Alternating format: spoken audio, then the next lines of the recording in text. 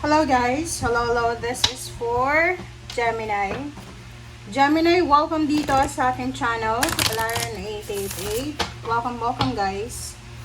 Alamin natin Gemini ang next 2 weeks ng August para sa inyo. So this is the second half of August 2026.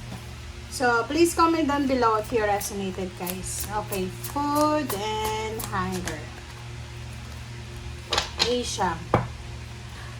Ito ay para doon sa mga OFW na Gemini. So, kung nasa Asian countries kayo nagtatrabaho, sa nakikita ko sa inyo dito, posibleng sa linggong ito, 2 linggo siya na pwedeng ikaw ay magsisimula ng iyong mga diet regimen, diet plans. Kaya, food and hunger, connected siya sa'yo. So, pwedeng magsisimula ka ng mga diet na kailangan mong mag-fasting or basta medyo magugutom ka pero titiisin mo, parang gano'n. Okay.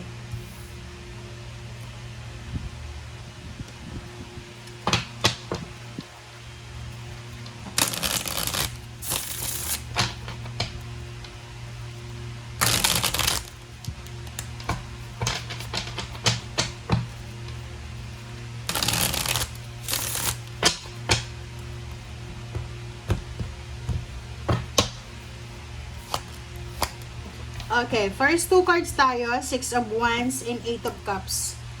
So nakikita ko sa iyo dito Gemini, sa 2 linggong ito ay ikaw ay nag-iisip na mag-travel. Maybe you're planning to relocate, you're planning to move, change ng address, change of residence, change of business address.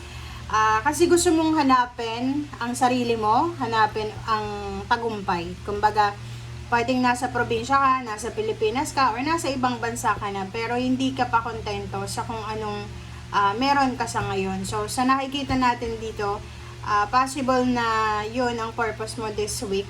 2 linggo siya, na maghahanap ka. Kumbaga, nakapag-desisyon ka na hanapin kung saan ka yayaman, or kung saan ka makakahanap ng tagumpay. Pero ang sabi ng baraha sa'yo dito, okay, so since nasa Saturn retrograde tayo, kailangan mo daw na iwasang maging sobrang excited sa 2 linggong ito. Kasi normally yung mga Gemini ganun eh. Minsan sobrang excitement yung mararamdaman nyo.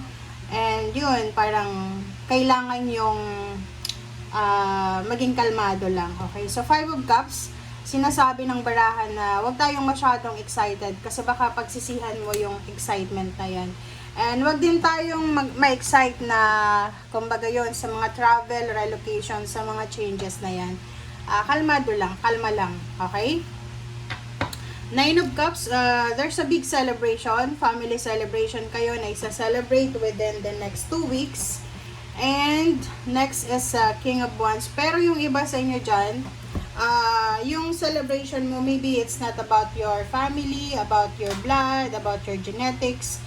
Siguro yung celebration mo is nakahanap ka na ng trabaho, you are aiming for a higher position sa job mo, parang minamanifest mo yung higher salary or whatsoever man. So kaya masaya ka.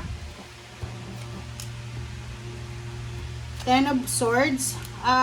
Dito sa barahang to, kung ikaw ay naging biktima ka Gemini ng mga scam, mga pyramid scam ganon, or kung ano man na nabiktima ka ng scam, panloloko, ganyan.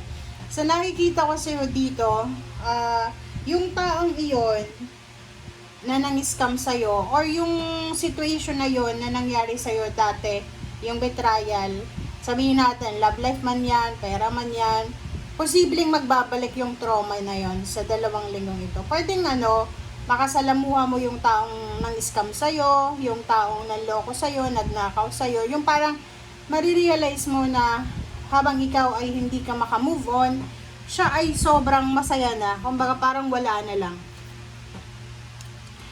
Okay, so sinasabi ng baraha, this is a confirmation na huwag tayong masyadong excited sa 2 linggong ito, lalo na kung tungkol ito sa mga plano natin sa kaperahan. The Emperor, this is fire sign energy. So nakikita ko sa'yo dito, kung may trabaho kayo guys, may trabaho ka, may negosyo ka, empleyado ka or namamasukan ka, mag-iingat ka sa 2 linggong ito kasi may possibility na mag-away kayo ng boss mo, ng team leader mo, ng katabi mo sa opisina, ganyan ganito. So you need to be careful kasi pwedeng makasakit ka or ikaw yung masaktan. Okay? Okay, sinasabi din ng bara sa'yo dito na huwag tayong masyadong, yun, this is a confirmation from the first row, na huwag tayong maging, kumbaga, impatient sa pagtupad ng mga pangarap natin. Kasi there's a process dyan, okay? So, yun, proseso. So, kalma lang.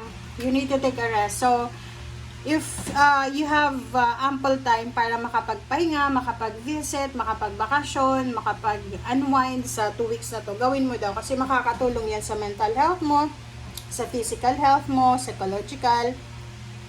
And maganda dito is yung mga kahit hindi walang okasyon, hindi naman Semana Santa or kano pa man, mas maganda na you visit mga churches or magsimba ka, spend time with your family, with someone na naging connected sa'yo dati, spend time with someone na alam mo na miss mo, parang gano'n. Judgment. Sa decision making guys, yun nga, sabi ng barahan na nauna, lalo kung tungkol ito sa kaperahan, huwag tayong magmamadali. Okay? Huwag magmamadali sa 2 linggong ito. Okay? Temperance. Oh. Diba sabi ko sa'yo eh. Parang kasi to eh. Kung magmamadali ka, kung nakaranas ka na ng betrayal, lalo na sa kaperahan, sa trabaho, negosyo, o ano pa man, makakaranas ka ulit niyan kung magmamadali ka. Kasi pag masyado tayong excited, hindi natin napapansin yung mga small details, ganyan. So, kaya ganon. So, ang gawin mo ngayon is, yun, kalma lang, dahan-dahan lang, but surely. Okay? Okay, Ace of Swords and High Priestess, o, diba? Sabi ng baraha sa'yo dito, there's a hidden or secret message from your ancestor. Pero malalaman mo lang yan sa tamang panahon. Pero darating siya sa linggong ito. Okay? 2 linggo. Pera siya, tsaka trabaho. So, may mga spiritual support system. Yun. Pwedeng sabihin natin, Gemini, na pakiramdam mo lang ha. Pakiramdam mo walang sumusuporta sa'yo na pamilya, kaibigan, or whatsoever. Pero, ang sobrang swerte mo dito kasi you are supported ng iyong mga spiritual helpers and guides. Suportado ka nila. So, kung makikita mo dito, yung minamanifest mong trabaho ay inihahanda na yun para sa'yo. Okay? Yung pera or whatsoever man na gusto mo. Okay? 4 of Wands, Knight of Cups. If you are single or may relationship kayo, sinasabi ng barahan na huwag kayong masyadong magmamadali sa pagpapakasal, pagli-live-in, ganyan ganito. So, pag-isipan yung mabuti. Thank you guys. Bye!